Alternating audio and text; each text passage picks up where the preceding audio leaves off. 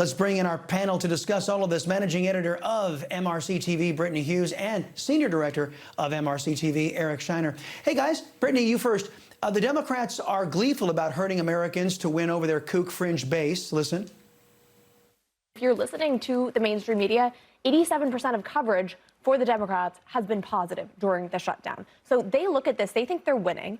Schumer thinks every day that passes is better for him. The minority whip talks about having leverage, and they don't really have the incentive now, right? They look at the margins that they won in Virginia, where lots of angry government employees turned out to vote for Spanberger, and they think, I don't want to give this up. At the same time, Axios is reporting that House Democrats are putting tremendous pressure on Senate Democrats not to cave, not to compromise, or they will have, quote unquote, hell to pay. So I don't think Democrats are in a position where they are interested in negotiating based on everything that's being reported.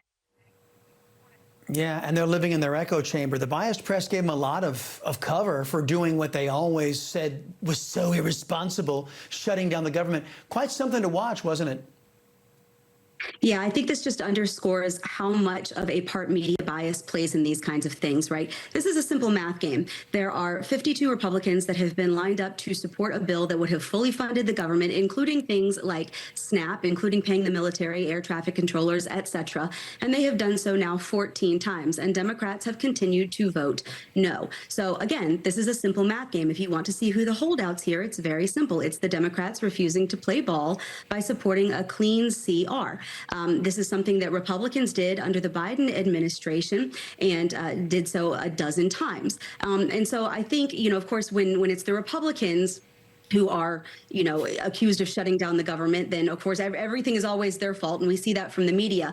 But when it's the Democrats, there is so much cover provided, and I think that Yes. bias is really what you're seeing here. Yes, and nobody accused the biased press of being able to do math either.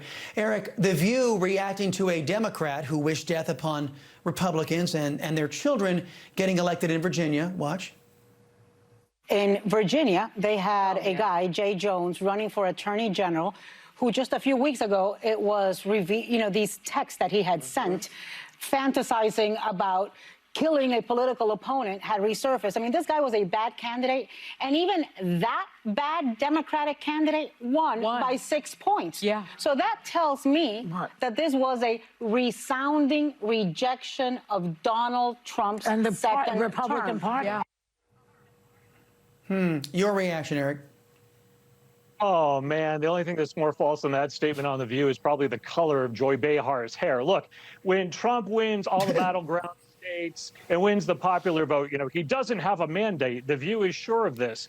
And let's face it, the media covered for Jay Jones, and The View was among them. The View tried to make Jay Jones look like a Republican, and then when they were corrected, when Joy Behar was corrected on the show, they said, well, only Democrats denounced him, not Republicans. No, it was the other way around. Not a single Democrat asked him to step out of the race. And the media on the whole bought into this coverage of, protecting Jay Jones.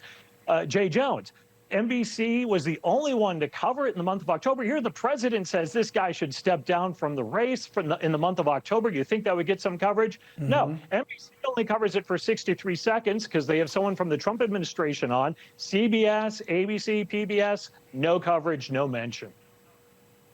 Wow. Well, then there was ABC fake news reflecting the vast majority of leftists and their indifference to Christian genocide in Nigeria. Watch. The Nigerian president doesn't deny the horrific, deadly violence in the country, but is refuting Trump's claims, saying, quote, the characterization of Nigeria as religiously intolerant does not reflect our national reality. Officials say the terrorists are attacking Nigerians broadly, regardless of religion. Wow, whole other level of gaslighting there, in my opinion. No, it's only Christians, right? ABC fake news. Brittany, unreal, isn't it? This is the same media that when Israel defends itself against a horrific attack on October 7th, all of a sudden they are accused of perpetrating genocide against Gazans just because Hamas is using children as human shields. And yet when it's Christians being slaughtered for their faith by the tens of thousands, I will remind everyone, that is suddenly there's nothing to see here and we just get crickets.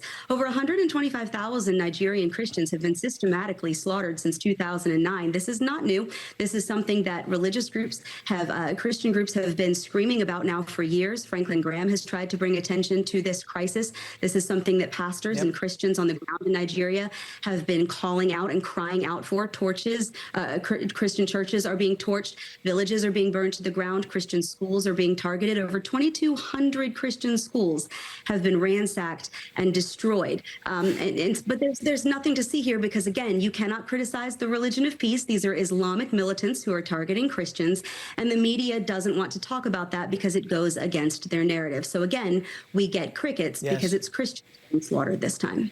And only the president wants to talk about it. And Eric, last thing, then there's Sydney Sweeney, the lovely and talented Sydney Sweeney, and that fabulous, magnificent, inspired, might I say, jeans ad. Here's a woke reporter trying to shame Sydney Sweeney into apologizing. Watch.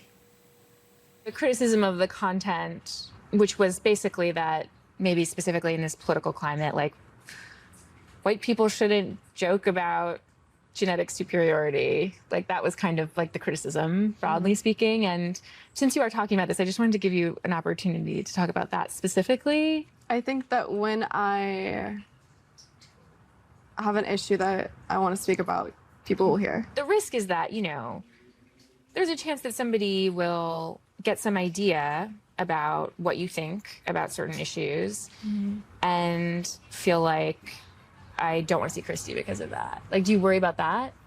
No.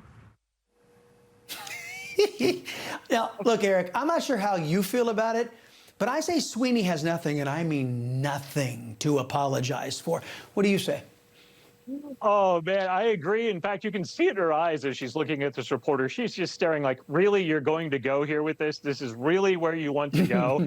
This is where the leftist media goes with this. Even Newsweek isn't happy with this interview. They say, you know, she's getting backlash because she didn't really respond to her ad that focused on racism and eugenics. It's really funny to me that the media can find racism and eugenics in an ad for jeans. But when they talk about Planned Parenthood, and they can't find racism and they can't find eugenics in that history. They can't mention it. They can't bring it up in that context. But, oh, my goodness, we have a jeans ad, and you're not apologizing like we would like you to on the left. Well, we're very upset about that. Sydney Sweeney, you have nothing to apologize for. Brittany Hughes, Eric Scheiner, thank you very much, guys. Appreciate the analysis.